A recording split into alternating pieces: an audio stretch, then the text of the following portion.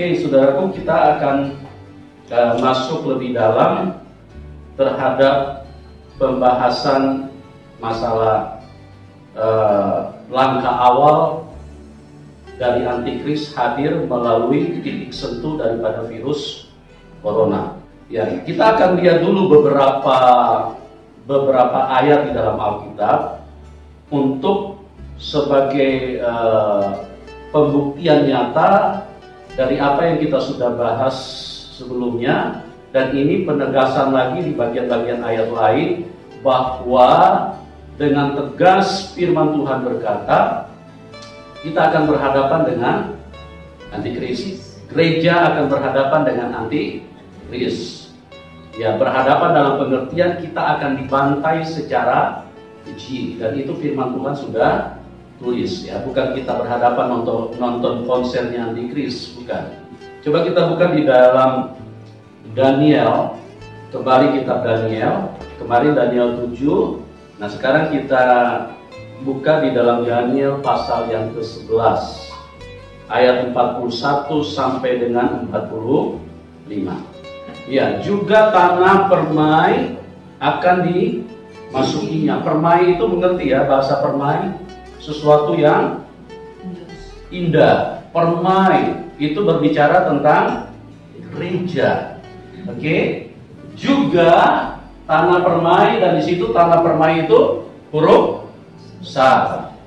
Tanah permai ini bicara gereja, juga tanah permai akan dimasukinya. Terus, dan banyak orang akan jatuh. Banyak orang akan jatuh, termasuk para pendeta.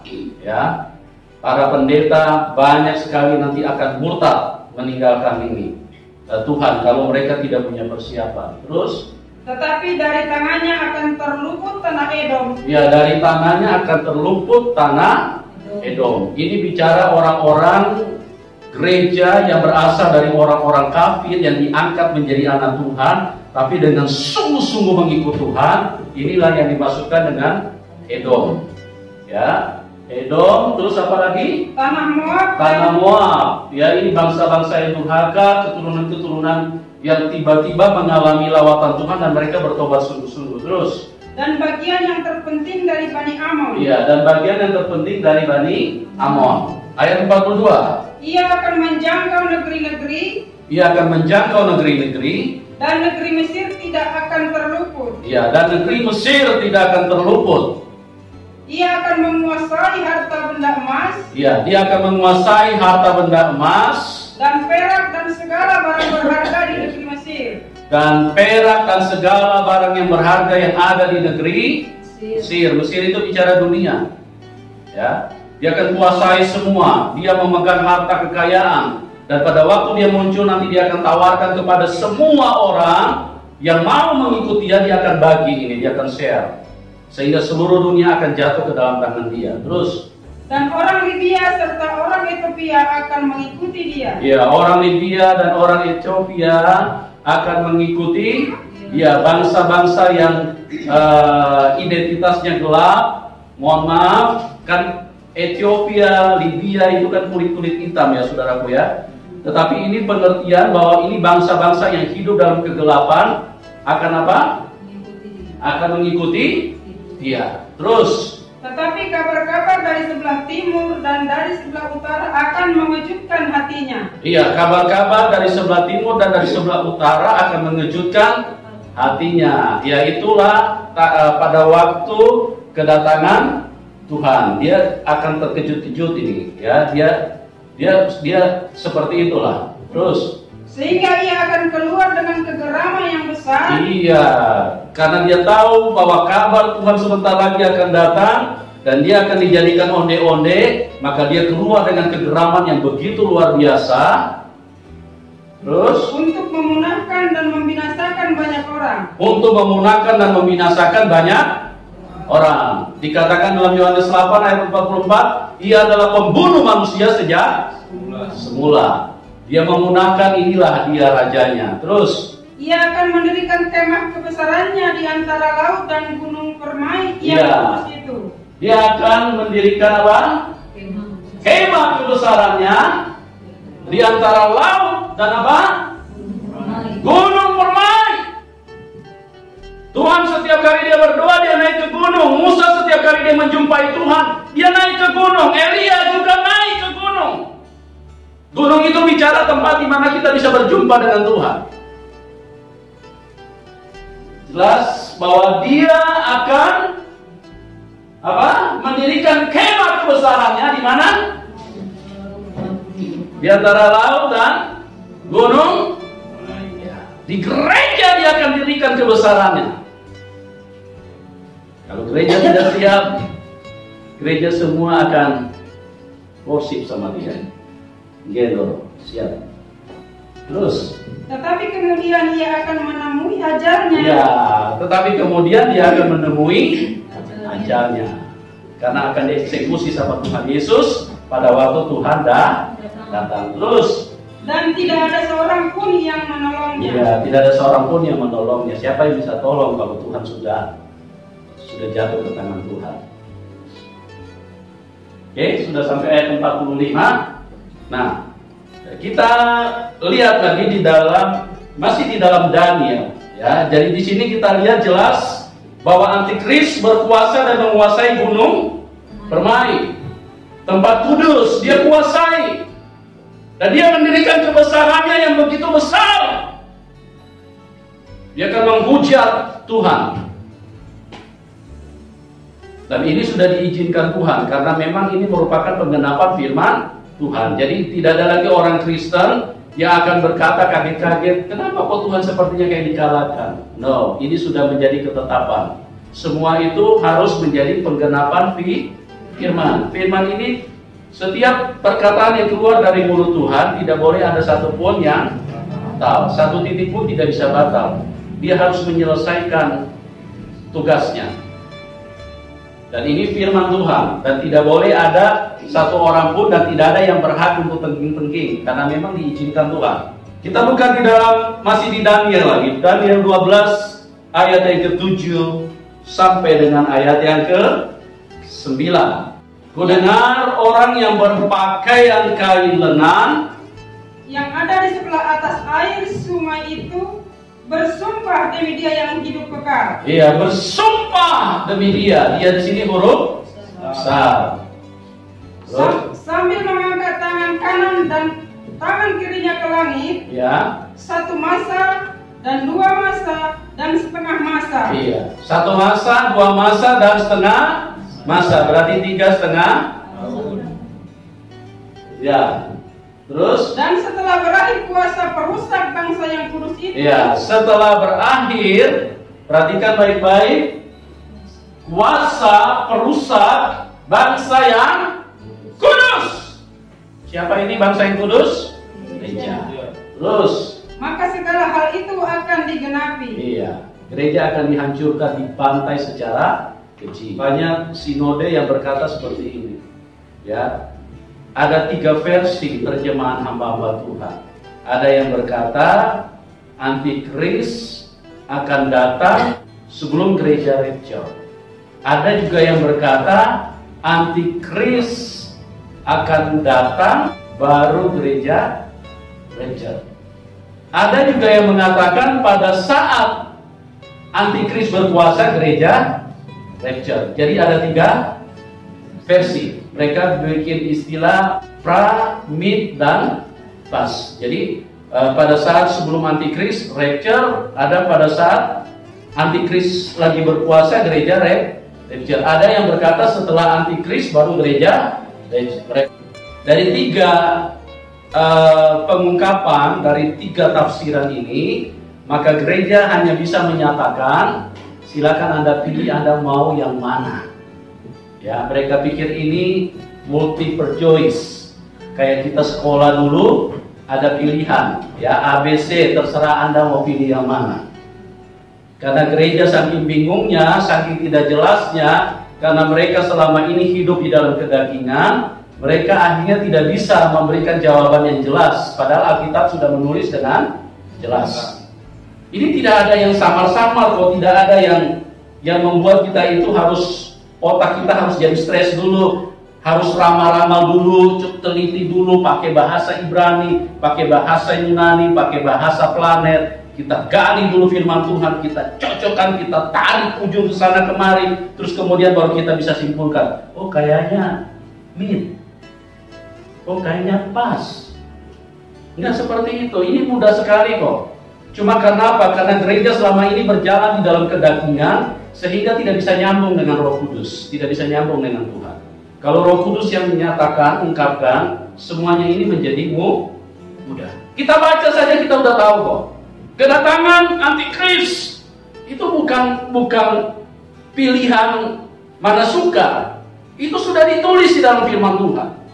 Nah, ini sesuatu yang sangat fatal dan sangat berbahaya, karena pasti gereja akan jatuh ke dalam kekuasaan antikris. Sedangkan yang sudah mengerti saja, kalau mereka tidak membangun hubungan yang sungguh-sungguh dengan Tuhan, ini tidak mungkin bisa bertahan berhadapan dengan antikris. Karena dia punya kuasa yang sangat besar. Walaupun dia tidak maha kuasa, catat baik-baik, dia punya kuasa yang sangat besar walaupun dia tidak maha kuasa. Kembali kita tegaskan bahwa ada dua persiapan yang dilakukan, persiapan utama, ya. Ada dua persiapan utama yang dilakukan oleh antikris sebelum dia muncul. Ada persiapan-persiapan yang lain juga, tetapi yang persiapan utama saja. Segala sesuatu di dalam hidup ini saya perlu garis bawahi, dan untuk menjadi pengertian kepada kita bahwa semua langkah yang kita akan ambil karena itu memiliki tujuan, maka semuanya harus ada persiapan, tidak ucruk-ucruk. Kita mau makan, kita juga harus persiapkan dulu, ya kan?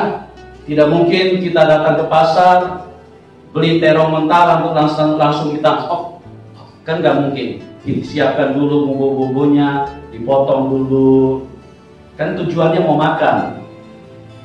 Kita persiapkan dulu, ya. Kita mau sekolah juga dipersiapkan, kita mau kerja juga persiapan. Semua harus ada persiapan. Kita mau kawin juga persiapan. Tidak mungkin kita lihat wanita di depan, atau misalnya wanita dia lihat laki-laki di depan, terus kemudian dia kejar dan dia tarik, ayo kita kawin. Kan nggak mungkin seperti itu.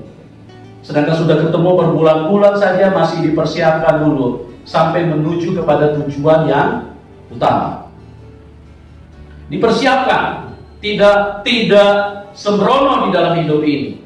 Begitu juga seorang pejabat, kalau dia mau memimpin, kalau dia menginginkan sebuah kursi, kalau dia menginginkan sebuah jabatan, dia persiapkan dulu dirinya. Dia tunjukkan dulu kemampuannya, kapasitasnya, supaya dia bisa terpilih menjadi pemimpin. Karena kalau dia tidak persiapkan segala sesuatu, kalau dia tidak tunjukkan kapasitasnya, kalau dia tidak hadirkan kemampuan yang untuk bisa dilihat oleh banyak orang, siapa yang mau pilih dia? Tidak ada yang mau pilih. Tidak ada yang mau pilih. Dia harus tunjukkan dulu, aku sanggup, aku punya kapasitas, aku punya kemampuan, sehingga dia tawarkan kepada masyarakat, pilihlah aku akan berbuat yang terbaik untuk membahagiakan kalian. Apalagi kalau dia mau mencapai kedudukan presiden. Apalagi ini antikris. Dia akan menuju kepada pemimpin yang paling tertinggi, raja di atas segala raja. Makanya ini yang selalu saya katakan, selama ini kalau pendeta bicara tentang akhir zaman, itu ibaratnya dia panjat pohon kelapa, dia turun lewat pohon pepaya, nanti dia bawa buah mangga. Gak jelas, dari ujung ke tengah, terus kemudian ke ujungnya lagi, itu nggak nyambung, saudara. Sama seperti saya katakan bahwa Tuhan Yesus waktu mau turun ke dalam dunia, itu dipersiapkan secara luar biasa. Ribuan tahun sebelum dia turun, dia sudah persiapkan melalui peristiwa-peristiwa dan dicatat di dalam Alkitab, sehingga pada saat dia hadir, orang tidak bingung lagi. Orang sudah tahu, oh memang dari zaman Adam itu sudah menjadi skenario Tuhan. sudah dipersiapkan dengan sungguh-sungguh. Makanya ada Habel yang darahnya ditumpahkan, dicurahkan, ya. Itu bicara penumpahan darah orang benar, itu bicara kematian terhadap daging, itu bicara kehidupan roh. Makanya orang yang mau ikut Tuhan itu harus hidup secara roh. Nah, ini gereja ini karena selama ini hidup secara daging, salah melangkah, ya, salah arah, salah memberitakan, salah terjadi penyesatan yang begitu luar biasa di dalam gereja. Karena bagaimana antara roh dengan daging bisa ketemu? Tuhan itu roh, sementara konsep pendeta konsep daging. Yang mereka ajarkan selalu kesembuhan, yang mereka ajarkan selalu kebahagiaan hatiku. Ini kan gak ketemu dengan tujuan roh. Sementara Tuhan punya tujuan roh itu, bagaimana dia pindahkan kita dari dunia daging ini. Makanya dia katakan kepada bangsa Israel, keluar kamu dari Mesir. Aku akan memimpin kamu ke satu tempat dengan cara yang berbeda, dengan caraku, dengan jalanku. Keluar dari Mesir. Kamu harus masuk ke satu tempat di mana di situ harus sesuai dengan program dan tujuanku. Dan ini tidak dipahami oleh gereja. Mereka selalu mix antara Kanaan dengan Mesir. Mereka selalu mix antara Yerusalem dengan Mesir. Nggak bisa. Terus hadirlah yang namanya Raja Daud. Kenapa? Karena Tuhan ingin menunjukkan kepada bangsa Israel, Tuhan ingin menunjukkan kepada gerejanya bahwa dia itu adalah raja. Raja artinya dia yang mengatur semua hidup umatnya. Makanya dibangkitkanlah Raja Daud. Itu gambaran, itu bayangan. Yang sesungguhnya adalah dia raja yang memerintah di dalam roh, di dalam spirit manusia. Dia harus mengendalikan, karena semua yang dilakukan manusia itu dari dalam, inner. Yang luar ini cuma melaksanakan aja. Kita ambil minum karena dari dalam, kita pengen minum. Kita mau kawin, itu dari dalam. Yang luar ini cuma melaksanakan aja, semua itu dari dalam. Kita mau apa saja, kita mau marah, itu kan dari dalam. Bukan dari luar. Mulut ini cuma jadi alat. Itu kan cuma alat. Dari dalam semua ini yang bergerak. Nah, makanya Tuhan itu punya cara kerja sangat berbeda antara kehidupan roh dengan kehidupan daging. Jadi dipersiapkan secara sungguh-sungguh. Sebelum dia hadir, sebelum dia muncul ke tengah-tengah dunia pun, persiapan yang terakhir harus melalui Yohanes Pembaptis. Makanya dia berkata, persiapkanlah jalan bagi Tuhan. Luruskanlah jalan baginya. Supaya waktu Tuhan hadir, dia gak susah. Maksudnya gak terlalu berat gitu loh. Sudah dipersiapkan terlebih dahulu. Sedangkan Yohanes sudah berteriak-teriak saja, lihat anak domba, lihat anak domba. Bangsa Israel saja masih, ini anak tukang kayu. Apa yang kita percaya sama dia? Apalagi kalau tanpa persiapan.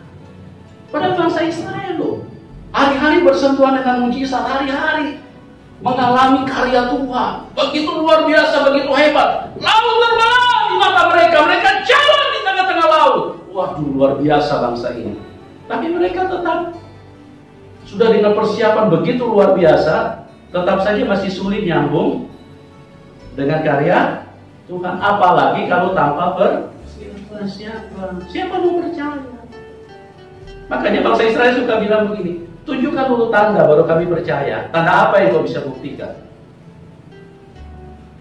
Pernah baca ayatnya? Tanda apa yang bisa kau buktikan? Oke, kita nggak bahas itu. Saya ingin katakan bahwa antikris juga seperti itu. Dia punya persiapan yang cukup banyak, tetapi dua persiapan utama, ya. Persiapan IT dan persiapan meruntuhkan ekonomi. Kalau ekonomi hancur, pasti semuanya hancur. Bahan pangan, Karena ekonomi lah yang bisa menggerakkan itu semua. Ekonomi, perekonomian. Jadi IT sama apa? Perekonomian dilumpuhkan. Oke, kita nggak masuk ke ini dulu, ke apa? Kelumpuhan ekonomi atau kelaparan yang hebat. Kita mulai dari IT. Saya mau jelaskan kepada Anda, ya. Kita buka di dalam Daniel 12 ayat yang keempat. Kau, Daniel, sembunyikanlah segala firman itu dan materaikanlah kitab itu sampai pada akhir zaman. Ya. Banyak orang akan menyelidikinya, Ya. dan pengetahuan akan bertambah. Iya, banyak orang menyelidikinya dan pengetahuan akan bertambah. Ya. Tetapi engkau Daniel, sembunyikanlah segala firman itu. Ya, karena kenapa Tuhan suruh sembunyikan? Karena pada waktu itu di zaman Daniel itu masih ratusan tahun sebelum kedatangan Tuhan Yesus. Jadi belum waktunya untuk Tuhan buka. Tuhan itu selalu bekerja menurut waktu, ya. Tuhan bilang segala sesuatu di bawah kolong langit untuk apapun itu ada waktunya, ya. Anak umur 7 tahun biar Anda tumpang tangan panggil pendeta dari seluruh dunia, tumbuh kumis, nggak bakal tumbuh, saudara. Karena belum waktunya. Tuhan itu kerja sesuai dengan waktu. Jadi tenang aja, kalau sudah namanya sudah waktunya, itu pasti akan terjadi. Nah, Daniel pada waktu itu dia dapat penglihatan. Terus kemudian dia penasaran. Dia kepengen tahu apa sih artinya Tuhan. Tolong beritahu aku. Tuhan bilang sembunyikan aja dulu. Itu masih jauh Daniel. Itu bicara tentang akhir zaman. Nah, nanti dibuka di zaman kita. Ya, saya pun juga mengerti ini baru tahun 2007. Tahun-tahun 90-an saya tidak mengerti. Tahun 85 saya bertobat, saya tidak mengerti sama sekali. Tahun 2007 baru Roh Kudus ajarkan secara langsung. Bahwa di sini Tuhan sendiri yang berkata, sembunyikanlah segala firman itu dan materaikanlah kitab itu sampai kepada akhir zaman. Dan catatan yang kita pegang di bagian akhir, dan pengetahuan akan bertambah, ya. Dan akhir zaman ini pengetahuan bertambah secara luar biasa. Untuk apa? Untuk kemajuan IT. Itulah persiapan daripada anti-Kris sebelum dia muncul. Supaya kalau dia muncul, dunia ini ada di dalam genggaman dia. Dia bisa kontrol semua keberadaan. Kita sekarang, dunia ini ada di dalam genggaman kita. Kita mau cari ikan lohan, ikan segala macam, kita tinggal buka di YouTube. Kita mau cari apa? Google, kita tinggal ini. Cepat sekali. Kita nggak usah repot-repot, kita tinggal ketik di Google. Mau cari restoran, mau cari makanan ini, mau cari siapa, mau cari jodoh, mau cari apa, tinggal main dari handphone, dari tangan. Jadi pengetahuan bertambah secara luar biasa, dan inilah namanya akhir zaman. Ya, kita lihat dulu sebelum saya jelaskan lebih jauh. Kita lihat lagi satu ayat, Daniel 8. Ayat 25 sampai 27. Dan oleh karena akalnya, penipuan yang dilakukannya akan berhasil. Nah, perhatikan baik-baik. Ini manusia tercerdas yang pernah muncul di dalam sejarah hidup manusia. Dia hanya bisa dikalahkan oleh Tuhan Yesus. Dia bisa menipu. Artinya kemampuannya mengelola sesuatu, dia di atas daripada semua manusia.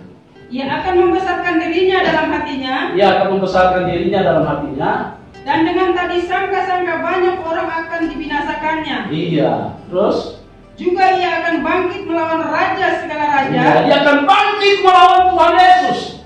Terus? Tetapi tanpa perbuatan tangan manusia, ia akan dihancurkan. Iya. Jadi bukan dengan kekuatan kita, dengan kekuatan Allah, the mighty Lord. Terus? Adapun penglihatan tentang petang dan pagi itu, ya, apa yang dikatakan tentang itu adalah benar. Iya. Tetapi engkau sembunyikanlah penglihatan itu. Ya, engkau kembali Tuhan katakan, engkau sembunyikanlah penglihatan itu. Sebab hal itu mengenai masa depan yang masih jauh. Iya, hal itu mengenai masa depan yang masih jauh. Gak usah tanya-tanya dulu Daniel. Istirahat aja, bobo yang manis, minum susu, titi bobo, sudah. Nggak usah tanya-tanya dulu, itu masih jauh. Tapi sekarang dibukakan supaya ditulis, supaya nanti orang sudah bisa mengerti, karena sudah ada pewahyuannya, sudah ditulis. Jadi Tuhan itu melakukan itu bukan ucluk-ucluk. Segala sesuatu itu sudah semua Tuhan itu maha tahu. Makanya dikatakan dia adalah awal dan dia yang akhir, dia alfa dan omega. Dia awal, dia tahu semuanya karena dia yang awal. Dia akhir, dia tahu juga semuanya kejadian yang akan berlangsung sampai kepada akhirnya. Anda mau bicara awal, dia tahu. Anda mau bicara di tengah-tengah, dia tahu. Anda mau bicara akhir, dia tahu. Dia awal dan akhir. Ya, jadi nggak usah takut kalau hidupmu ada di dalam tangan Tuhan. Dia adalah awal dan akhir. Kalau dia baik, akhirnya pasti baik. Bisa bilang amin? Amin. Pasti baik. Kalau hidupmu ada dalam tangan Tuhan, kalau dia awalnya baik, akhirnya juga pasti baik. Asal jangan salah jalan, jangan sesat. Kalau Anda keluar dari jalurnya, ya itu berarti Anda tersesat. Itu berarti tidak akan ada di dalam awal dan akhir. Anda berhenti di tengah-tengah dan dirampas sama musuh. Terus, maka aku Daniel lelah dan jatuh sakit beberapa hari lamanya. Ini Daniel ini kepo. Iya, dia kepengen tahu sekali. Apa sih Tuhan? Karena Tuhan tidak beritahu, akhirnya dia jatuh lelah dan sakit. Nggak apa-apa, Daniel bikin kepo sedikit supaya nanti kita lah yang mengerti rahasianya. Oke? Kemudian bangunlah aku dan melakukan pula urusan raja. Iya. Dan aku tercengang-cengang tentang penglihatan itu, tetapi tidak memahaminya. Iya, tetapi tidak memahaminya. Ya, dia punya keinginan besar sekali mau cari tahu. Tapi Tuhan bilang tidur saja, Daniel. Itu masih jauh, itu bukan urusan kamu. Yang penting kamu catat dulu di dalam buku, supaya nanti pendeta-pendeta di akhir zaman tidak bisa lagi menyangkal, tidak bisa membantah, karena Tuhan bilang sudah ditulis ribuan tahun. Bro, ribuan tahun sudah ditulis, kamu tidak baca, kamu tidak minta pimpinan Roh Kudus, makanya kamu sesat semua. Itu cara Tuhan, saudaraku. Oke. Pengetahuan akan bertambah menjelang akhir zaman. Nah, pengetahuan akan bertambah secara luar biasa itu di wilayah IT, khususnya IT. Karena kenapa? Karena dia ingin menguasai dunia, supaya keberadaan kita itu dimanapun itu akan kelacak, akan kesensor. Oke, saya mau jelaskan sedikit tentang perkembangan IT ini. Akhir tahun 80-an muncul yang namanya pager. Nanti kita ada di mana, tiba-tiba pager bunyi, nah, buka, oh ada panggilan, segera ke alamat ini, ada barang yang mau diambil. Ya, itu teknologi berkembang pelan-pelan. Pertama dulu hanya telepon rumah. Telepon rumah pun itu kalau di zaman saya dulu tahun-tahun 70-an harus berdiri gantung-gantung di di telepon umum. Ya, dia berkembang tahun 80-an mulai ada pager. Nah, tidak berhenti di situ. Akhir tahun 92 muncullah yang namanya HP. Dulu HP-HP yang zaman itu HP-HP Nokia yang bentuknya kayak pisang, kalau pukul kepala orang itu bisa langsung pingsan, besar begini. Itu tahun 92. Nah, ini berkembang terus IT ini. Kenapa dia tidak muncul di tahun 80? Karena memang itu semua harus by planning. Untuk menyempurnakan dan semua harus sesuai dengan waktu. Pengetahuan akan bertambah di akhir zaman. Ya.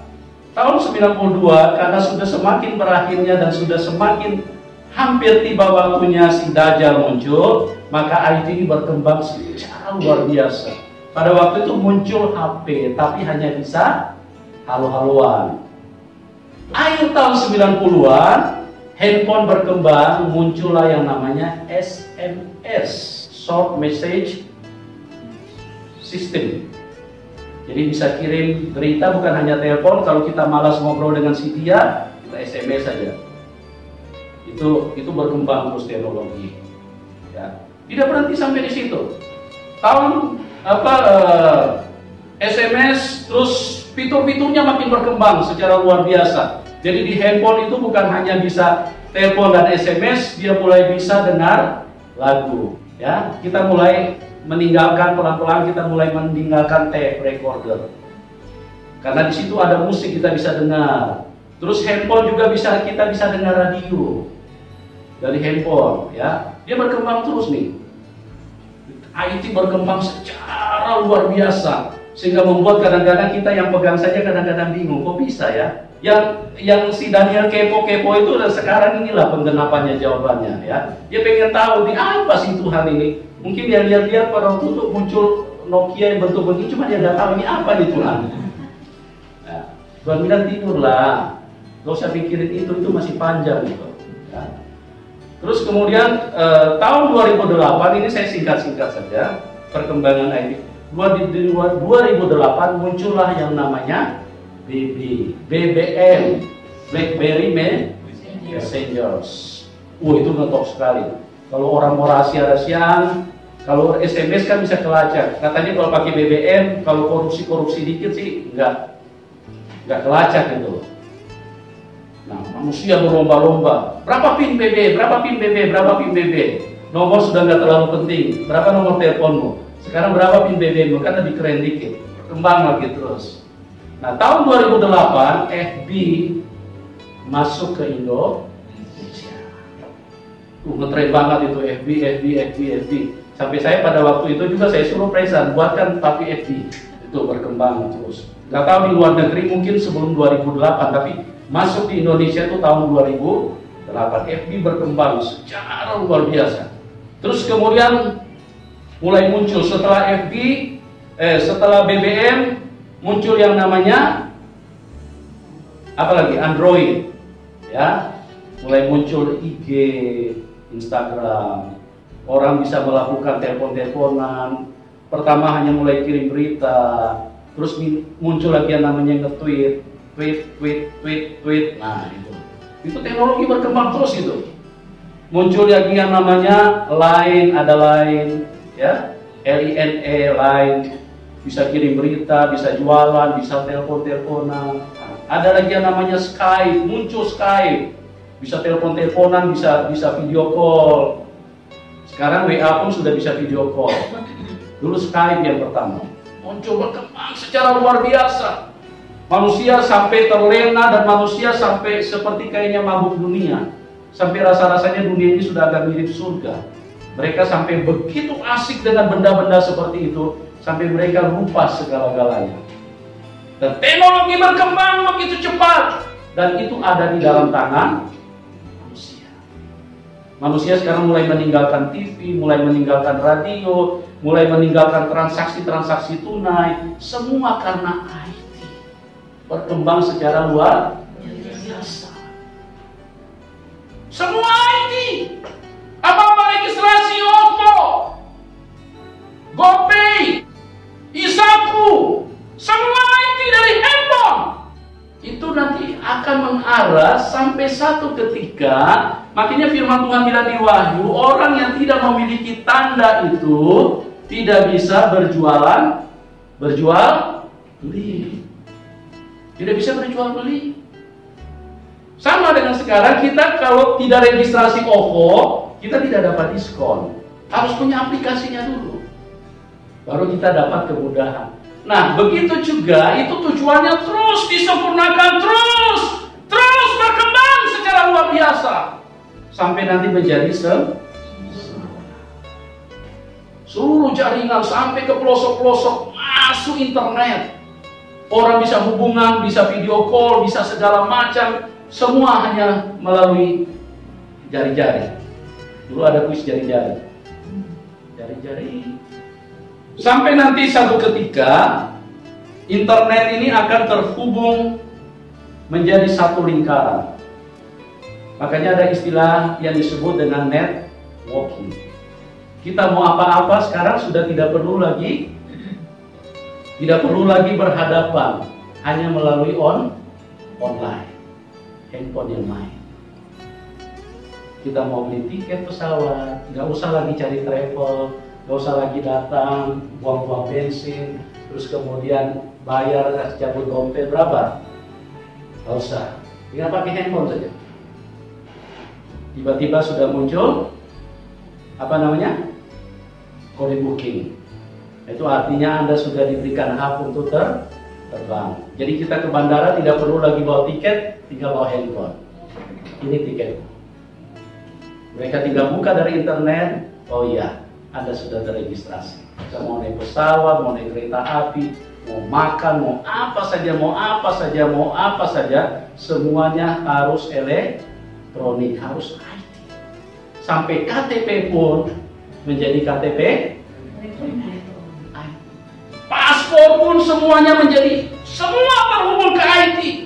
Kita belum sampai di Amerika, foto kita sudah sampai di sana. Karena dari visa mereka kirim foto kita. Begitu kita turun, mereka sudah tahu ini sudah terdaftar, ini orangnya. Silakan masuk. Semuanya IT. Sekolah pun juga begitu. Sekolah-sekolah mulai awal tahun, saya ingat 2000-an, itu kalau sekolah tidak ada IT-nya, itu tidak diminati. Mulai ditinggal orang-orang. Jadi semua kampus, universitas berlomba-lomba untuk menghadirkan satu mata pelajaran khusus yang namanya IT programmer. Terus apa lagi? Ya pokoknya sejenis-sejenis seperti itu. Nah kalau sudah ada seperti itu, sepertinya kayaknya daya jualnya kepada mahasiswa makin tinggi. Mahasiswa bayar mahal pun tidak segan-segan. Karena apa? Karena pengetahuannya dibutuhkan. Nah tujuannya nanti kembali lagi saya katakan bahwa itu akan mengontrol setiap aktivitas, mengontrol setiap keinginan, mengontrol setiap data, mengontrol setiap keberadaan hidup manusia. Itu semuanya bisa dikontrol. Kalau di Amerika sudah begitu luar biasa, ya. Kita kalau mau beli rumah di sana, mereka tinggal ketik aja nama kita. Mereka sudah tahu kita mampu nggak untuk bayar rumah ini. Karena di situ sudah tercatat semua. Oh ini orang di sini dia punya rumah di sini, dia punya mobil ini, dia punya ini, semua sudah ada di situ.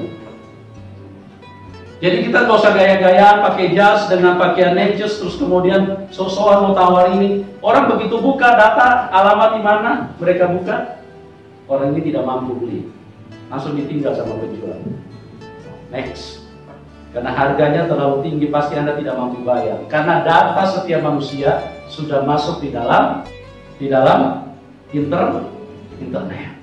Nah itulah maksudnya penyempurnaan IT itu untuk apa? Untuk supaya manusia ini bisa dikontrol sama dia. Bisa dikontrol. Anda ada di mana, semuanya nanti bisa ke searching melalui handphone yang kita pakai. Kantor, usaha, pemerintah, aktivitasnya semua bergerak di dalam IT, ya. E-budgeting, semuanya akan diseret semua ke situ. Kalau tidak IT, kayaknya tidak sempurna hidup ini. Untuk mengetahui dengan begitu cepat, untuk menguasai, untuk mengontrol. Anda jujur apa enggak bikin e-budgeting, semuanya masuk di situ program. Bayar pajak juga online. Jadi tidak ada lagi di bawah tangan. Semua langsung terima kepada sasaran dan tujuan. Nah itu tujuan daripada antikris. Jadi pada saat dia hadir, semua manusia ada di dalam tangan dia. Dia tahu semuanya. Dia tinggal mainkan IT. The world just close at hand. Dunia begitu dekat, ada di dalam genggaman antikris. Nah kita lihat kembali di dalam kita balik sedikit ke pernyataan daripada Rasul Paulus tentang bahwa kita akan berhadapan dengan antikris. Tadi kan kita sudah lihat Daniel, ya. Kita lihat 1 Korintus 15. Sebelumnya kita sudah buka di dalam Tesalonika. Sekarang kita melangkah lagi di dalam 1 Korintus 15 ayat 50 sampai dengan ayat 52. Inilah yang hendak kukatakan kepadamu. Inilah yang hendak kukatakan kepadamu. Yaitu bahwa daging dan darah tidak mendapat bagian dalam kerajaan Allah. Ya, daging dan darah tidak mendapat bagian dalam kerajaan Allah. Dan bahwa yang binasa tidak mendapat bagian dalam apa yang tidak binasa. Iya, karena daging dan darah urusan sementara. Dari daging dan darah urusan 70 tahun. Itu pun kalau sampai. Tetapi roh, jiwa dan roh itu urusan kekal. Terus? Sesungguhnya aku menyatakan kepadamu suatu rahasia. Ya, sesungguhnya aku menyatakan kepadamu suatu rahasia. Kita tidak akan mati semuanya. Kita tidak akan mati semuanya. Tetapi kita semuanya akan diubah. Kita semua akan diubah. Kita tidak akan mati semuanya, tapi kita akan diubah. Cuma pertanyaannya, maksudnya rapture nih, kapan itu? Kapan kita akan diubah? Perhatikan baik-baik kalimat selanjutnya dari Rasul Paulus. Dan ini 4 tokoh ini semua bicara sama. Terus? Dalam sekejap mata. Dalam sekejap mata. Pada waktu bunyi nafiri yang terakhir. Pada waktu bunyi nafiri yang terakhir. Sebab nafiri akan berbunyi. Sebab nafiri akan berbunyi. Dan orang-orang mati akan dibangkitkan dalam keadaan yang tidak dapat binasa. Dan kita semua akan diubah.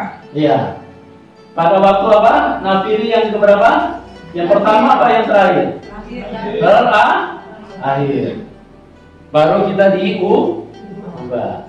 Sebab nafiri akan berbunyi dan orang-orang mati akan dibangkitkan dalam keadaan yang tidak dapat binasa. Kemudian baru giliran kita. Oke, jelas ya?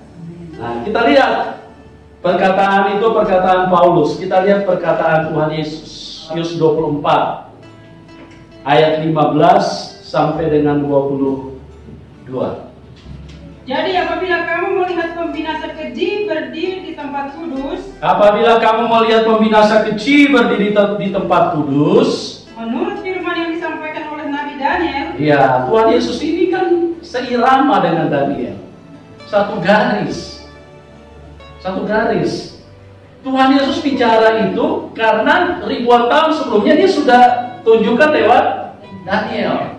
Firman yang disampaikan melalui Daniel. Apabila kamu melihat pembinasa kecil, menurut firman yang disampaikan oleh Daniel melihat apa tadi? Memasuki gunung permai, gunung kudus. Dia merusak bangsa yang kudus. Dia menghancurkan dan mengalahkannya. Ini yang ditekankan oleh Tuhan. Tuhan kembali mengingatkan kepada bangsa Israel. Karena mereka bertanya, kapan akhir zaman itu? Memang hari itu tidak ada yang tahu, tetapi Tuhan sudah memberikan kisi-kisinya. Kenapa Tuhan tidak beritahu? Ya, karena kalau Tuhan sudah beritahu, manusia ini tidak bertobat, tidak mempersiapkan diri. Kalau Tuhan sudah beritahu tahun 2030 baru Tuhan Yesus datang, manusia kan pikir, oh masih panjang waktunya. Tuhan sengaja memang pada waktu dia ada di bumi, dia memang berbicara padanya. Dia tidak tahu tentang hari itu. Tapi kisi-kisinya dia beritahu. Supaya kita mengerti. Kenapa Tuhan tidak beritahu? Karena memang itu bukan tugas Tuhan Yesus pada waktu dia menjadi manusia. Hanya Bapa di surga yang tahu hari itu. Karena kalau diberitahu pada waktu itu, manusia tidak bertobat. Pikirkan masih lama 2030. 10 tahun lah. Tapi kalau begini kan, agak begini-begini kan, kan? Apalagi kalau bilang Corona langkah awal dari antikris, ini saja sudah disuarakan begitu nyata, begitu keras, masih banyak yang tidak percaya. Mereka selalu dibodohi, disesatkan oleh pendeta-pendeta. Oh nanti kita diangkat dulu, kita lecture dulu.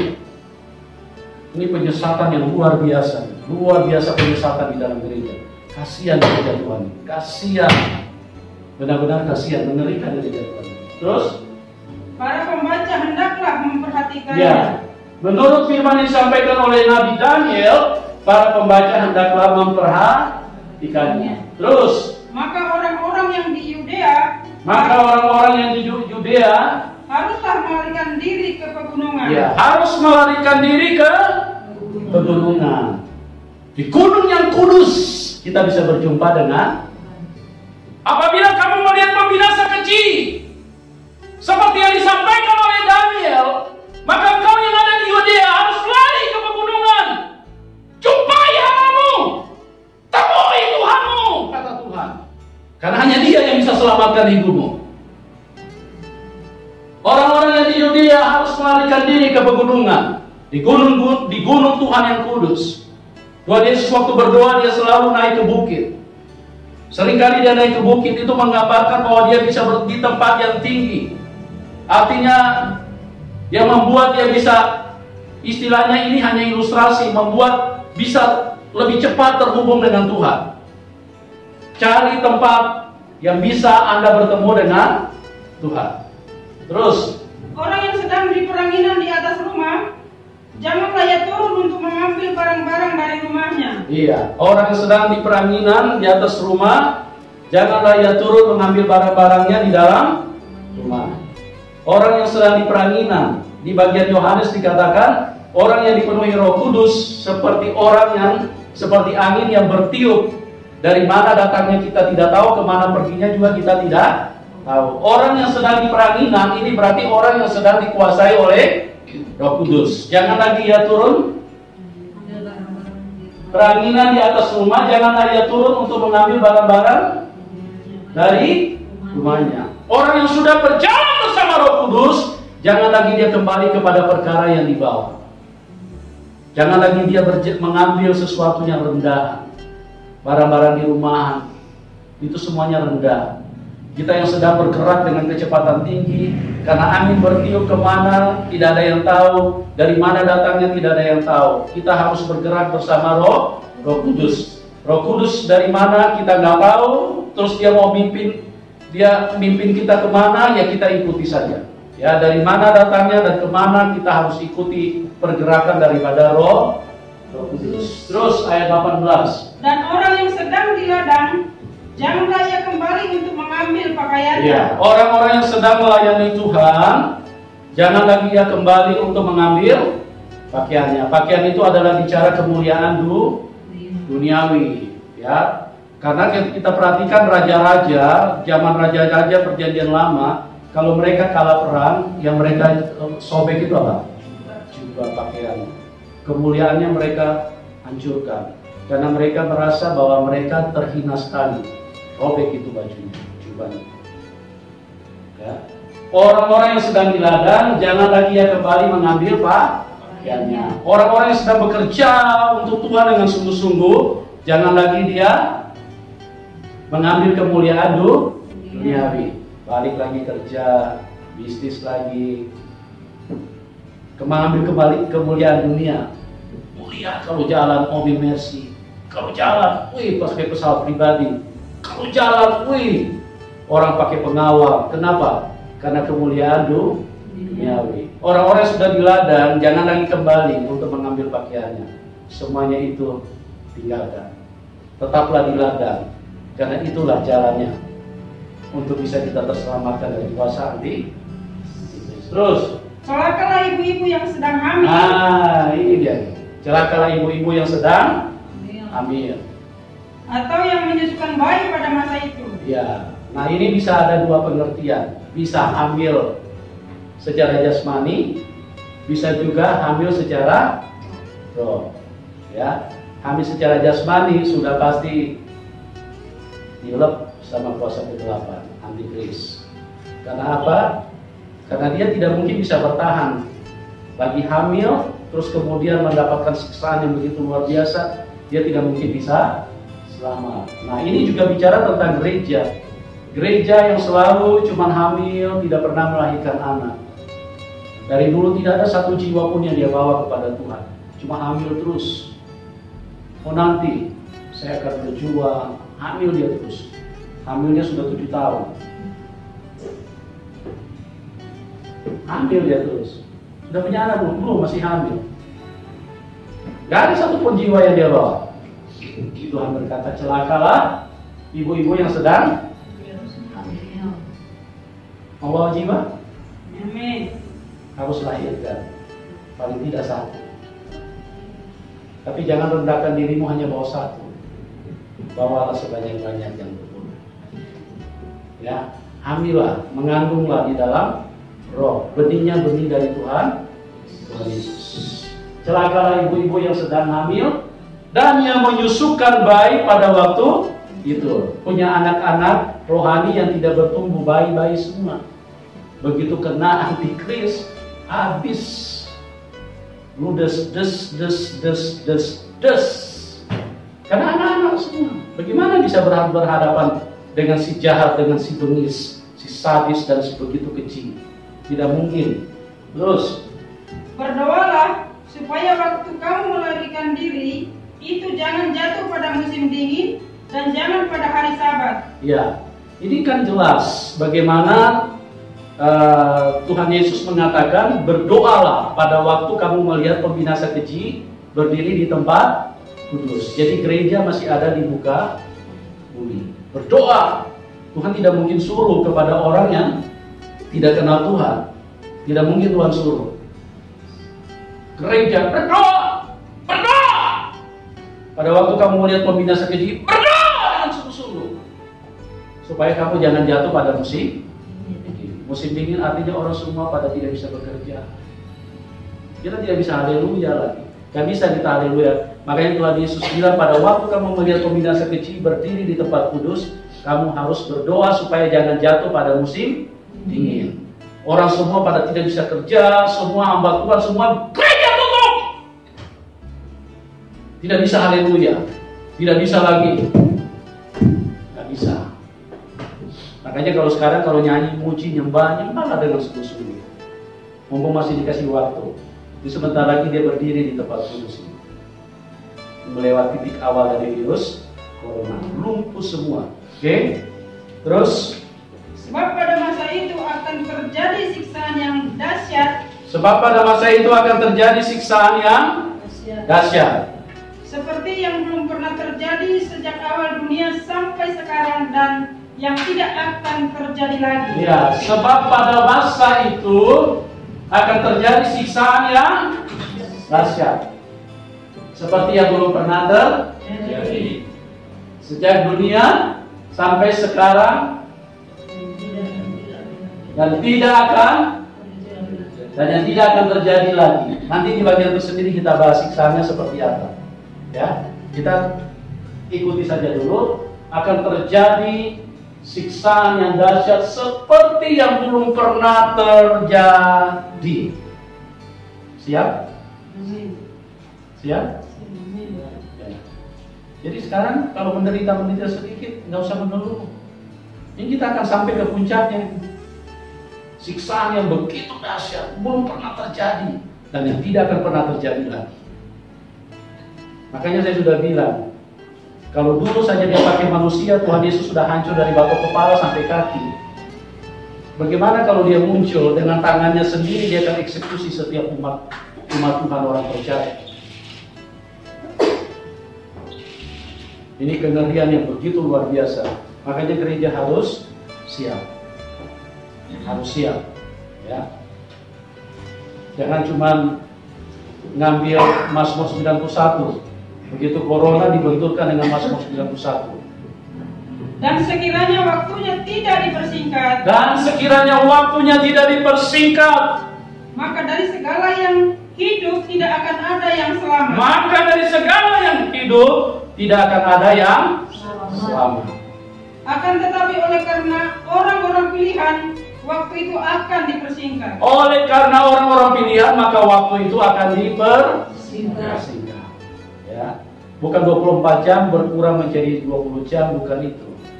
Tapi iblis mau menganiaya, mau menyiksa kita mungkin dengan waktu durasi 7 jam. Tuhan izinkan hanya 7 menit.